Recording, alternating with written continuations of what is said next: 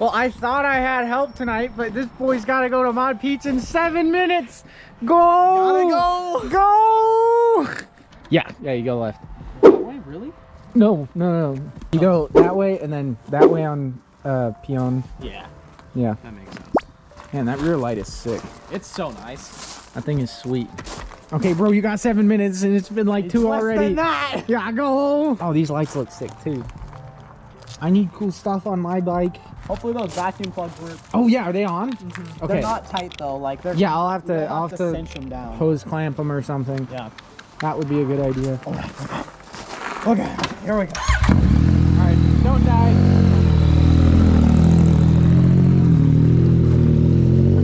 Okay, well, now that I've lost my help, I gotta try and get this puppy in and get it all connected. I'm so stoked to have this thing in. I haven't had it in since it's been at least 6 months. I took it out when I was doing the full strip and tearing out the, I don't know what the name is. Okay, so you have this is your heater core, this is your fan box, and this is this is the heater core. This is the, man, Connor is tearing it up out there. One of those is heater and one is cooler. I think that's the cool one. No, that's the heater one. I don't know. Okay, back to dash install. We were just about to put it in, but the GoPro died, so I ceased doing that. And now I gotta do it all on my own. But I think I'm just gonna toss this sucker in there. So I did also get all of the wires. I labeled them first of all with tape. You know, it looks ugly, but it'll be tidied up. Everything isn't 100% down here. I'm still gonna take care of this. I just wanted to make sure that all the instruments and stuff work. Those wires are still open just because I still have a bunch of ports open that I want to wire stuff into. But all of that is gonna be super accessible with the dash on, so I just wanted to get it in. I got everything tucked. I made sure that all the wires are there. This is for glove box stuff. That coil there behind is for the pop-up headlights. My favorite button. Where is it? Look at this button. Look at that button. This is the most valuable part in this entire car. 100%. All right, let's get this dash in.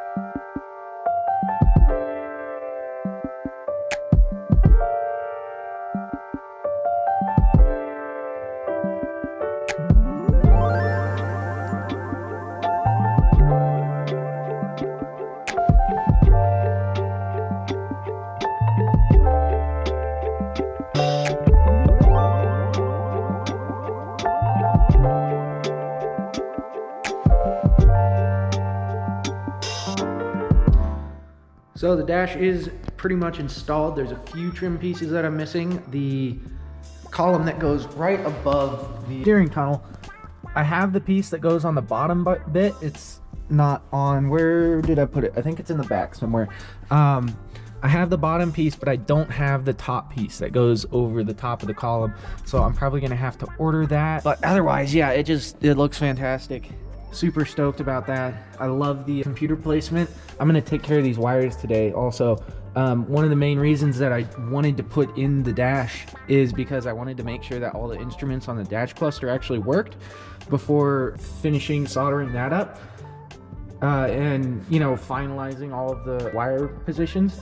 So I have verified it, everything works, every single, this is a huge surprise to me, every single light on the entire car actually works. Like, there's no, how you doing, buddy? What's up?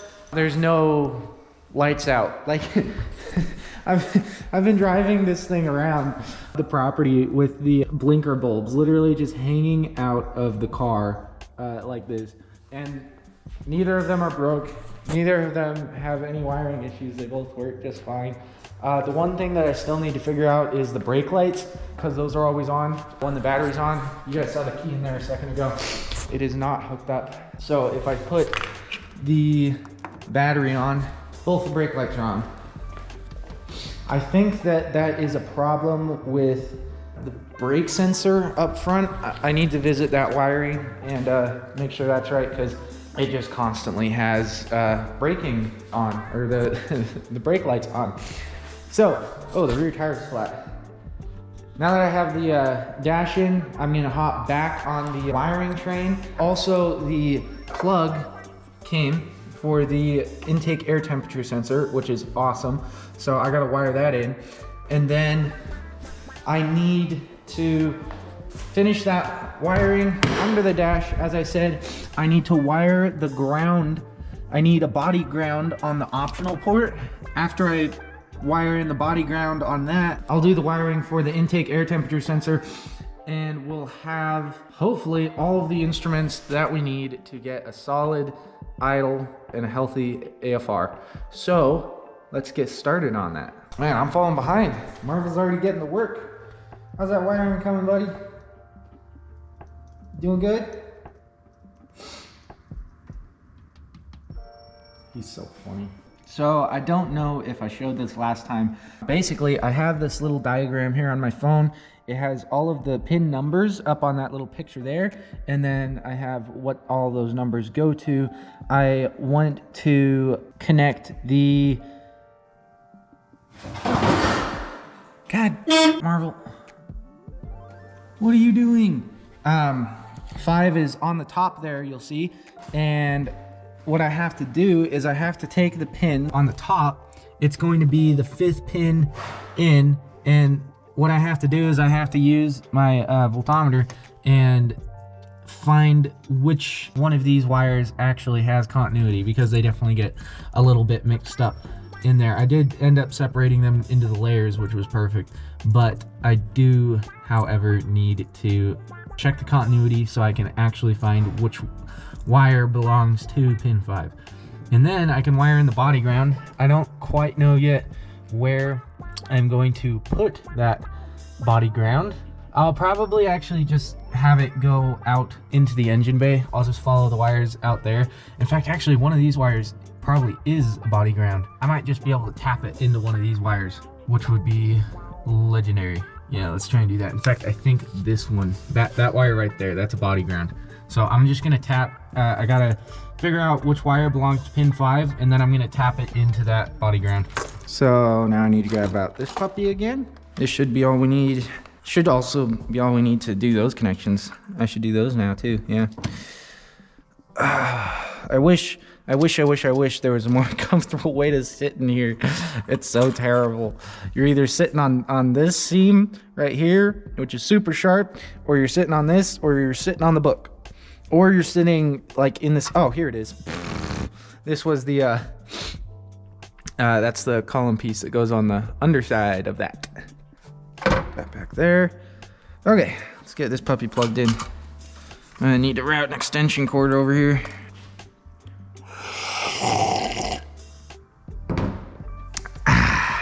What's up, buddy? How you doing? How you doing, Mr. Man? Got something in your nose? Got something in your nose? Oh, you're so sweet. Oh, you're so sweet. Ah, there's the cutters. Man, I'm so bad at losing stuff.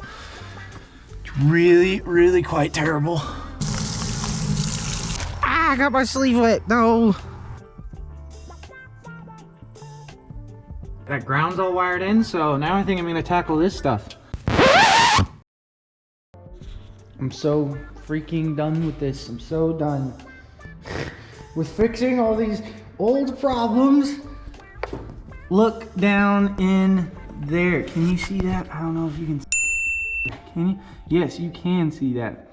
Do you see that open thing? Okay, that's where all the miscellaneous oil is coming from. First of all, let me catch you up on how we got here. I was trying to figure out some more stuff about the Tuner Studio software and really covering all the bases as far as sensor goes, calibration goes. And I was getting into some throttle body position sensor calibration, and then I was remembering that me and my buddy actually ended up manually adjusting not only the throttle body position sensor, but the throttle body itself. So I took the intake off after removing the MAF, because I don't need that anymore, in order to peek at the throttle body, which I now remember I did adjust back closed all the way, and was looking at this, and I was just questioning, why is there oil everywhere? Because there's always oil on the side of the engine, and the engine leaks oil. There's always oil on the ground after running it. And I was like, I sealed this thing up pretty good. Obviously, I sealed it up a long time ago, and I'm running into a lot of problems anyways. So there's probably a, oil leak somewhere, small little oil leak. No, it's a massive hole in the side of the engine because I didn't put something on. Okay, so I went into the garage and found this puppy. Sorry, this table is an absolute mess. Found this puppy right here, which is one of the old covers. I can't remember which one came off of which engine. So it sits on the engine this way vertically. You have your water pump right here, your thermostat housing right here, and then you have this thing, which is absolutely non-existent on the actual car. It's just a hole right there, of which I didn't notice. So I need to take this puppy off, clean it off, see if it actually fits, because these engines are actually different. I ended up mixing a lot of parts from a 92 engine and a 95 engine, because the 95, what was it, the 92 or the 95? I think the 95 engine did the butterfly flap delete, so you have a little bit better inflow on the intake manifold. I think the head is a 92. Yeah, so I think the intake manifold is one of the 95s.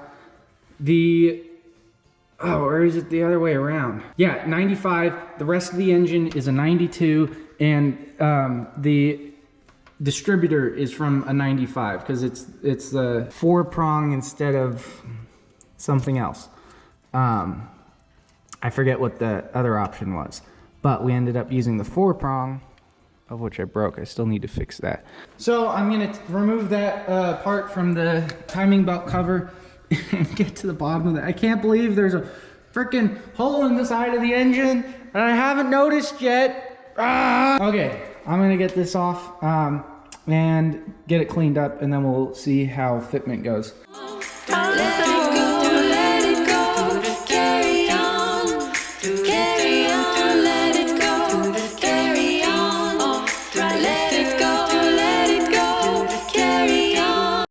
It's gonna be alright. How can you tell? I feel it in my heart.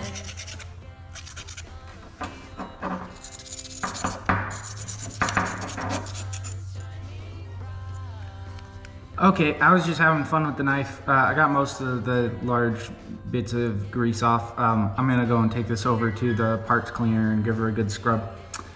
I'll be back.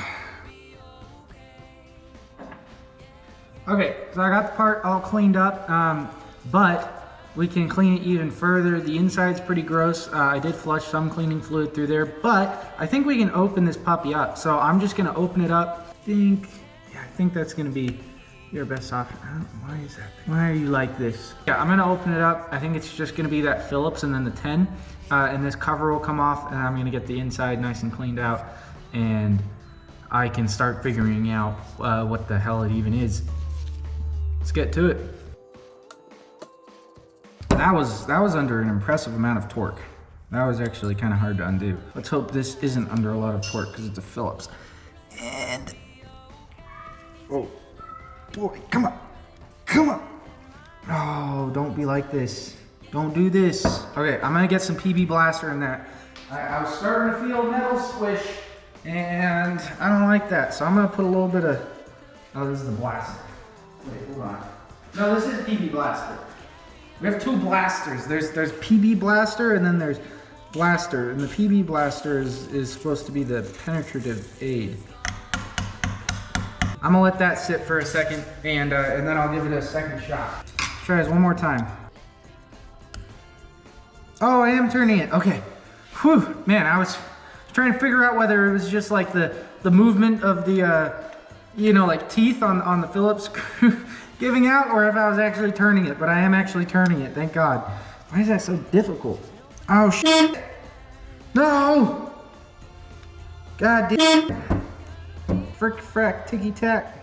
Well, she's stripped now. Why was that so difficult to get out?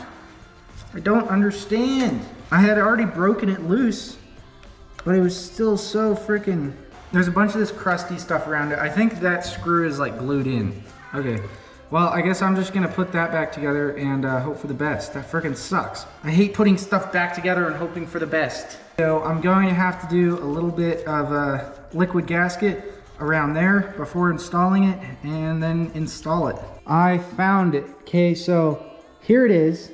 I don't know where it goes to. So basically that hole on the end is just a threaded nozzle port. A, I need to find that so that I can put a tube. And B, I need to find out where that frickin' nozzle goes. That means that the next step is, regardless of what I do next, because I have to get that stupid box thing in there, I have to take like the entire intake manifold off, which is a bad and a good thing. Okay, it's a bad thing because I need to do like a bunch more than I initially thought, but I think it's going to give me a lot of mental security about everything underneath here. I know some of the wiring down there is really patchy.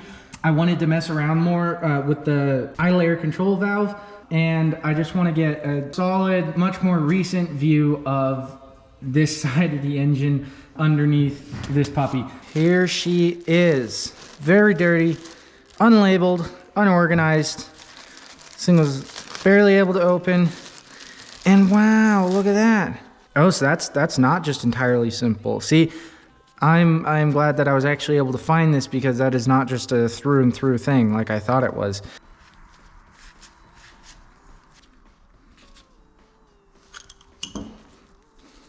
Okay, and there we go. I got everything on the front unplugged, throttle's disconnected, the brake boosters get disconnected, fuel's disconnected, injectors are disconnected, ground's disconnected. We're looking really good. I have the intake out of the car. It's on the floor here. I also figured out what that little solenoid is.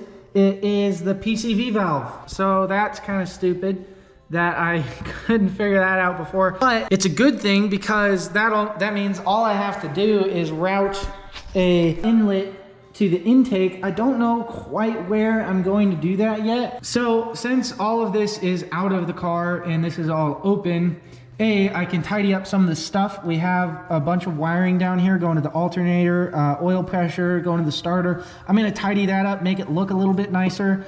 Also do a lot of cleaning. Everything is absolutely filthy. So I'm gonna go over all of this and get it super nice and clean. Then I'll be fixing all of the problems, tapping into the intake so that I can route the PCV valve to it and get it all back in the car. Feel it in my heart. You've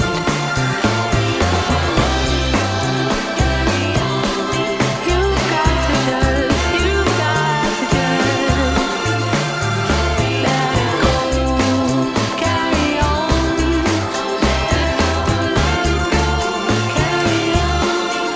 Let it go, carry on. Let it go, let it go, carry on. Carry on, let it go, carry on. Let it go, let it go, carry on. It's gonna be alright. How can you tell? I feel it in my... Well, after a few hours and multiple store trips with 0 items purchased, I still don't have any sort of nozzle. To another day. It's gonna be alright.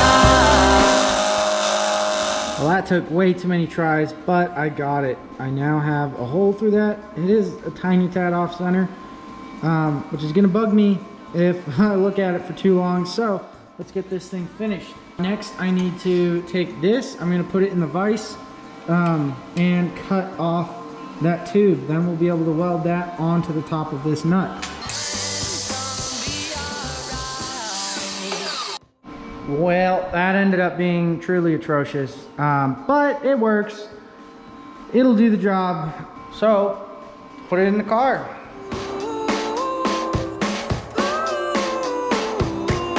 It's gonna be alright. It's gonna be alright. It's gonna be okay. It's gonna be alright. I feel it in my heart. It's gonna, yeah. You're gonna find your way. It's gonna, yeah. Hey, It's very hard to let things go. It's hard to carry on. Got that puppy back in there.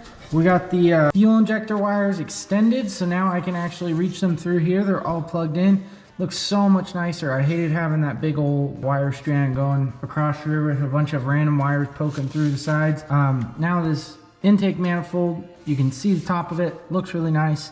I fixed the leak down there. Now we have a working PCV valve, because we didn't have one before at all. Entirely forgot to put that in. Glad that it's in now though. Guess it's a good thing. I think that'll be it for this video. Now that I have the air intake temperature sensor working, I'm super excited to jump into tuning. Super excited to get that AFR just nailed down finally. Every day we're getting closer and closer to getting this puppy started up.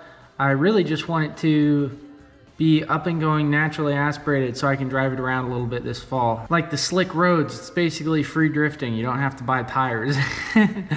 But that is looking amazing. So much better than it ever has before. Anyways, thanks for watching. Give me a like, subscribe, and I'll see you in the next one.